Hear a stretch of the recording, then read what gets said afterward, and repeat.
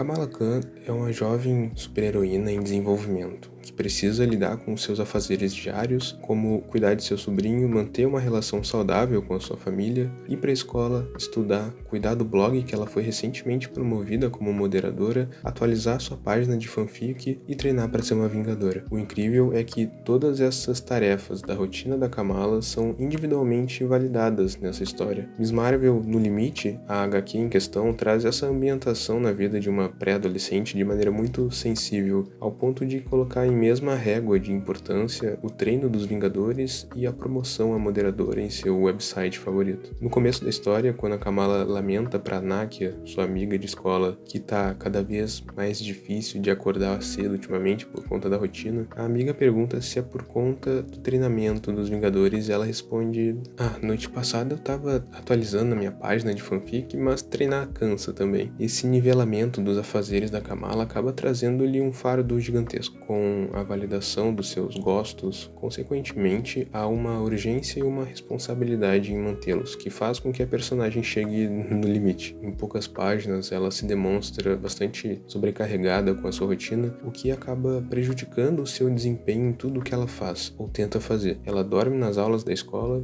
atrasa para buscar seu sobrinho na creche e se ausenta nas confraternizações familiares. Aqui é o ponto alto da HQ, porque seus pais não entendem o que está acontecendo com a Kamala. A ausência nos jantares, o cansaço excessivo, então eles tentam de alguma maneira achar um culpado para essa situação toda. Quando a Kamala perde uma reunião de família muito importante para os seus pais, a mãe dá um esporro nela. Nesses últimos meses, vem se afastando de nós e não sei se devo culpar a escola, a sua idade ou a cultura daqui. Eu não a reconheço mais. Minha filha virou uma estranha para mim. Fora de contexto e a partir da visão apenas da Kamala, pode-se achar que a mãe tenha sido extremamente dura com ela, daria até para encará-la como, uma antagonista da história, até porque teria sido já o terceiro esporro que ela deu na filha na história. Mas esse quadrinho consegue ter mais nuances que isso. Os pais da Kamala são imigrantes paquistaneses de religião muçulmana que foram morar em Nova Jersey, e eles estão tentando se adaptar ao novo local ao mesmo tempo em que tentam manter suas raízes. Antes dessa fala que eu li, a mãe da Kamala havia dito: "Não vejo alguns familiares há muito tempo. Na nossa terra estávamos sempre cercados,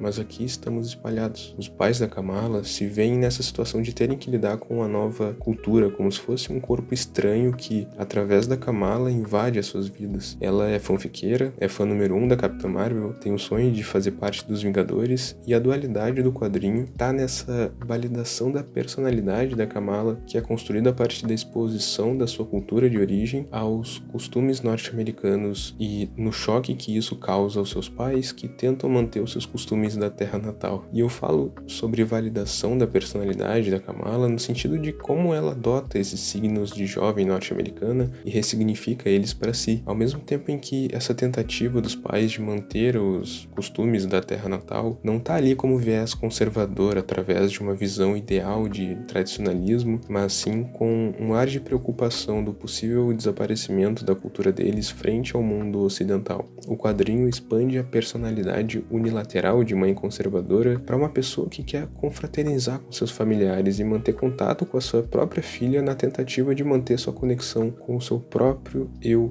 diante da cultura hostil dos Estados Unidos. Nadia Chamas, a escritora de Miss Marvel no Limite, trata dessa segregação cultural velada em outro quadrinho de grande sucesso chamado Squire. Aqui, essa sensação de despertencimento que é implantada através do imperialismo é o tema principal da HQ. A Aiza, personagem principal, faz parte de um povo, os Ornos, que foram historicamente invadidos e colonizados pelo Império Bait-Saji. Os Ornos são constantemente marginalizados e desumanizados por esse império. Quando Aiza vai para o centro de sua região vender damasco, que seria uma das únicas fontes de renda da família, o garoto pede para ela fazer uma doação e dar uma fruta para ele. Após Aiza explicar que teria que vender toda a cesta e que não poderia fazer a doação, o garoto diz que o simples fato dela estar naquele lugar era a doação deles ao povo dela. Deles, no caso, dos cidadãos reconhecidos, ou seja, integrantes do Império Bait-Saji. Na HQ, o imperialismo emplaca um despertencimento metafísico. Ele não só desconsidera a cidadania dos povos colonizados, como também implanta a ideia de que esses povos estão recebendo o direito de existirem em suas próprias casas como uma cortesia do Império, como se Bait Saji estivesse fazendo um grande favor ao povo originário daquele lugar. Tanto que o plot da história é literalmente a Aiza tentando conquistar a sua cidadania de sua família como se já não fossem deles. Esse sentimento de desamparo cultural é tratado de maneira muito sensível nas duas obras, e não por acaso é possível fazer um paralelo com o que está acontecendo na Palestina, por exemplo. Eu digo não por acaso porque a Nadia Chamas é palestina norte-americana e é extremamente engajada na luta dos palestinos. Recentemente ela contou que os editores de Esquire ficaram apreensivos em publicar HQ, pois acharam o conflito central da história muito parecido com, muitas aspas, conflito Israel-Palestina. Também se demonstraram relutantes a HQ, porque árabe, segundo eles, tem uma linguagem inerentemente política. Nem preciso dizer que isso é extremamente bizarro, ainda mais vindo de estadunidense. No pós-fácil de Esquire, Nadia fala que sempre amou a fantasia, mas a fantasia nunca havia amado ela de volta. Além disso, ela fala como é ruim ver o país que ela cresceu em guerra com o seu país de origem. Ela se sente desconectada das duas culturas, assim como a mãe da Kamala e assim como Aiza, resultando nesse sentimento de despertencimento que se origina não só dos conflitos propriamente ditos, mas de todo esse movimento cultural e midiático